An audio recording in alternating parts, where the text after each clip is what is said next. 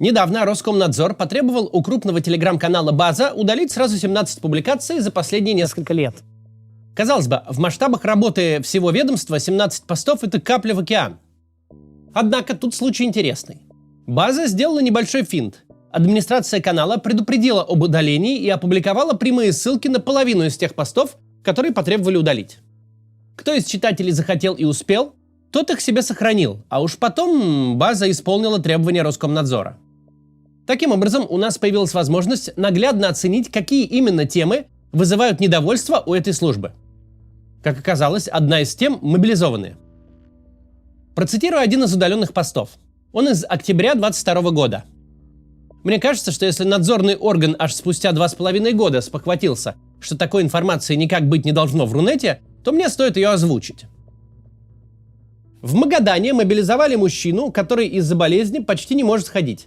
46-летний Сергей Борико получил повестку почти сразу же после объявления частичной мобилизации. Несмотря на диагностированный у мужчины артроз коленного сустава, медкомиссия признала его годным. По словам жены Сергея, на полигоне у него образовался отек бедра, и из-за сильных болей он даже не смог нормально ходить. При этом, как рассказывает супруга, изначально медики игнорировали жалобы мобилизованного, но позднее его все же доставили в госпиталь. В результате врачи подтвердили, что у Сергея деформирующий артроз 3-й стадии. Впрочем, это тоже не убедило военкома. Так что мужчине поставили категорию годности В и отправили в Ростов, откуда 20 октября Сергея со служивцами вывезли в зону проведения спецоперации под Донецком. В публикации нет ни призывов к чему бы то ни было, ни дискредитации армии. Нет никакой заведомо ложной информации. Мы нашли в соцсетях страницу и Сергея Борико, и даже ролик местного отделения Общероссийского народного фронта, где жена мобилизованного описывает ситуацию. Возглавляет фронт, если что, лично Владимир Путин. Однако Роскомнадзор решил эту историю по-тихому и задним числом из интернета удалить. Сами видите, насколько это у него получилось.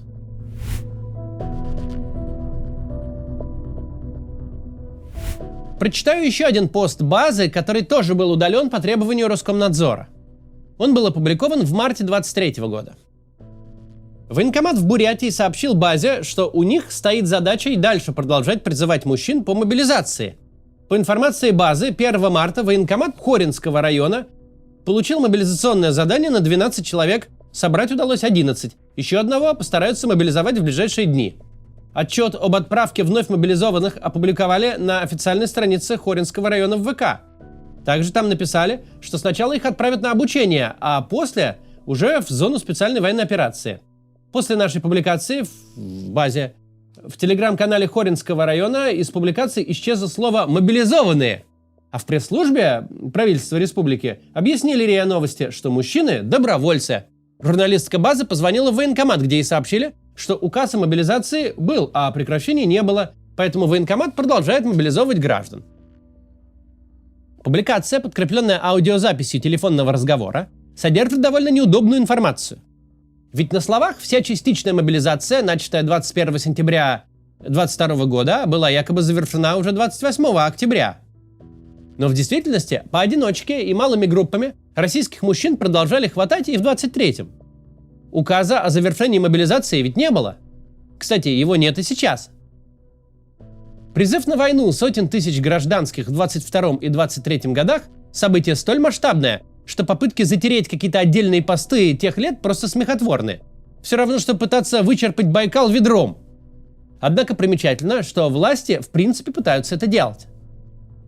Издание «Важные истории» еще осенью 2023 года обратило внимание, соцсеть ВКонтакте блокирует для пользователей из России некоторые посты, посвященные мобилизованным. Даже такие, где нет никакого протеста или призывов. Мы же обратили внимание, что такие посты не только блокируют, оставляя возможность открыть их с VPN, но и сносят. И не обязательно делают это оперативно, могут и спустя продолжительное время. В ВКонтакте можно понять, что публикация была удалена, если ее кто-то репостнул. В таком случае появляется плашка «Пост удален». Например, в маленькой вконтактовской группе на 500 человек «Жены матери мобилизованных из Долгопрудного» такая плашка встречается 14 раз. Кстати, жалоба на блокировку и удаление публикации есть в комментариях. Мы не знаем, удалены ли все эти посты по инициативе Роскомнадзора или что-то под давлением удалили сами женщины. Еще раз скажу. Блокировать и удалять подобные посты – это все равно, что пылесосить пляж. Происходящее – шлейф от более масштабной информационной политики Владимира Путина. В сентябре 2024 года состоялась одна из встреч военблогеров с министром обороны Андреем Белоусовым. После этой встречи несколько Z-каналов обратили внимание: судьба мобилизованных россиян – это табу. Процитирую телеграм-канал «Два майора». Тема статуса мобилизованных в 2022 остается табуированной. По всей видимости, потому что находится в политической плоскости. О мобилизации российские власти не хотят напоминать настолько, что этой весной скрыли даже одну позитивную новость. Путин подписал поправки в законодательство, позволяющие наконец уволиться со службы мобилизованным отцам-одиночкам. Однако документ этот в глаза мало кто видел. Он подписан втихую, почему-то не опубликован даже на сайте Kremlin.ru. Лишь в виде распечатанного на принтере эксклюзива он всплыл в телеграм-канале адвокатского бюро, специализирующегося на защите прав военнослужащих. Причем всплыл спустя месяц после даты подписания. Поправка датирована 17 апреля. Вот так секрет. В тех же поправках говорится, что можно увольнять со службы ограниченно годных мобилизантов. Войска ни разу не обязаны этого делать, но теперь могут по своему усмотрению. В реальности вряд ли это коснется хоть сколь-нибудь значимого числа военнослужащих. Я думаю, это еще один мотив не публиковать документ, дабы не вызвать лишнего ажиотажа и каких-то ожиданий у семей мобилизованных, особенно у семей тех, кто продолжает воевать после тяжелых ранений.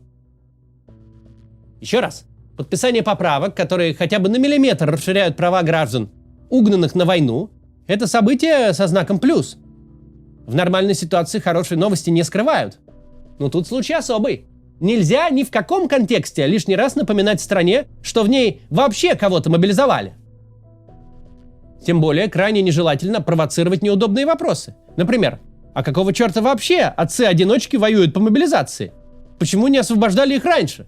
А кто уже был отцом-одиночкой на момент мобилизации, тот вообще по закону не должен был оказаться на фронте. Но почему-то люди оказались. Еще один неудобный вопрос. Будет ли поправка, которая принята, исполняться в реальности? Или командиры, как у них водятся, скорее пошлют претендента на увольнение в самоубийственный штурм, чем отпустят домой? Если случайно запустить дискуссию о мобилизованных, то она может далеко завести.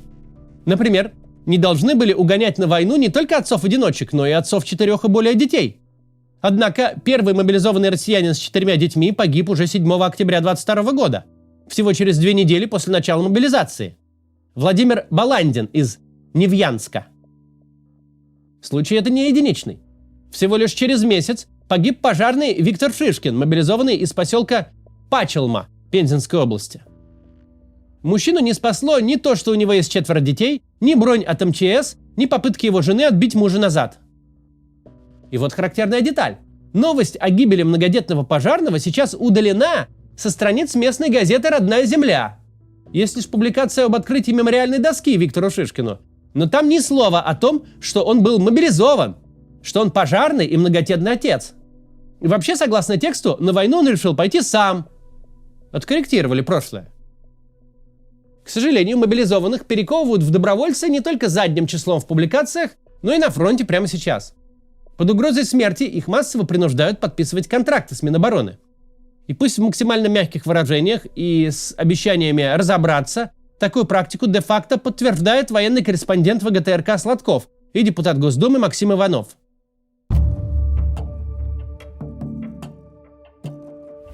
Мы до сих пор не знаем точно, сколько именно наших сограждан были угнаны на войну по мобилизации. В официальной статистике есть 2 разных оценки. 302 500 и 318 тысяч. Хороший такой люфт. 15 500 человек, плюс-минус население небольшого города. Напомню, что речь идет о людях, бессрочно лишенных свободы, права на здоровье и на жизнь. Без вины, без суда, почти без возможности обжалования и без оглядки на возраст. Наших мужиков, мальчиков наших, брата моего, дядю моего отправили. Гордитесь за него? Да, главное, чтобы приехали домой живыми, здоровыми. Очень страшно. Быстрее бы это все закончилось. А сколько ему лет? Ему 19 лет, он 2 месяца назад пришел с армии. Его опять забрали. В сегодняшнем внутрироссийском инфополе Ситуации, когда кто-то вокруг вспоминает, что в России была мобилизация и какие-то там сотни тысяч мобилизантов, случаются скорее редко. Раз в несколько месяцев одних вспоминает отдельно взятый депутат или военблогер, а в остальном тишина. И тишина сознательная. Исключительный случай произошел пару месяцев назад, когда на заседании Совета при президенте по культуре и искусству вопрос о судьбе мобилизованных Путину задал Захар Прилепин. Путин по существу ничего не ответил, лишь назвал их полноценными боевыми единицами. Вопрос тот явно не был согласован заранее. Путин и вся его информационная обслуга осознанно и методично вытесняют память о мобилизованных таким образом, чтобы само слово «мобилизация» звучало только в контексте Украины. Мобилизация и бусификация есть только там, а у нас их нет и никогда не было. Если киевские власти занимаются принудительной мобилизацией, людей как собак вылавливают на улице, да, то у нас-то ребята идут добровольно, сами идут. Так, у нас на борт, вы знаете, там 30 тысяч они сейчас вылавливают человек, да? А у нас по 50, по 60 тысяч в месяц сами приходят, ребята. Из ваших трудовых коллективов в том числе. Использует пропаганда для этого один очень эффективный прием, который работает в 100 раз лучше, чем удаление постов в соцсетях. Прием этот называется наглость. Например, в прошлом году Путин с пафосным возмущением говорил о преступном киевском режиме, который, может быть, когда-нибудь снизит возраст мобилизации с 25 до 18 лет. В этот момент у слушателя могло сложиться впечатление, будто в России уж никого моложе 25 лет точно не призывали. Это логично, так подумать. Ведь не может же глава государства быть, уж настолько наглым. Самому убивать на фронте вчерашних школьников и одновременно рассуждать о противнике, который этого не делает, но, возможно, начнет в неопределенном будущем. Однако Путин еще как может. Мобилизованный Антон Гетьман из Ростовской области погиб в свои 19. Уже совсем немало некрологов тех мобилизованных россиян, кому 20 или чуть за 20. В Украине же, при всей тамошней специфике, людей моложе 25 не трогают до сих пор. Однако украинская бусификация – одна из центральных тем российского официоза. И Путин, и другие спикеры отрабатывают ее весьма грамотно. Создают ощущение, только тот, кто отпустил по домам свои сотни тысяч невольников, может с таким опломбом вещать про мобилизацию в соседней стране. Но это ощущение ложное. Сегодняшний ролик я хотел бы окончить вот какой мыслью. Система прекрасно понимает, ненормально, что огромное число невиновных россиян находится в положении гораздо худшем, чем может обеспечить колония особого режима. Даже серийным убийцам положено трехразовое питание. Они не рискуют каждую секунду лишиться конечностей, органов, способности видеть и слышать. Система отдает себе отчет, что обошлась с обычными, законопослушными людьми и их семьями настолько жестко, как не обходится вообще ни с кем. Она последовательно вытесняет из общества память о том, что эти люди в принципе есть. Но вот когда Роскомнадзор зачем-то подтирает какие-то старые посты про мобилизованных, он сам же обозначает, именно эта тема для режима максимально болезненна и неудобна.